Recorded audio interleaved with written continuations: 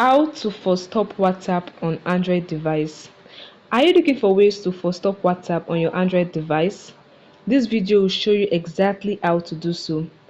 For stopping WhatsApp means that you're manually stopping WhatsApp from running in the background, either because you don't want disturbance from WhatsApp or because WhatsApp is malfunctioning or not responding.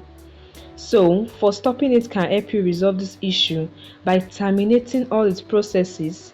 It can also help save battery life and free up system resources. Now, follow this easy step to force stop WhatsApp on your Android device. The first step is to locate the setting app in your app drawer. You either scroll down and look for the setting. Once you find the setting, scroll down till you find app management or app. Scroll down and tap on it.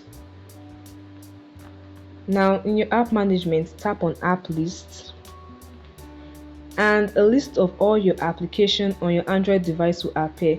Search for WhatsApp, scroll down till you see WhatsApp, or you just search for it in the search icon at the top. Search for WhatsApp, tap on it.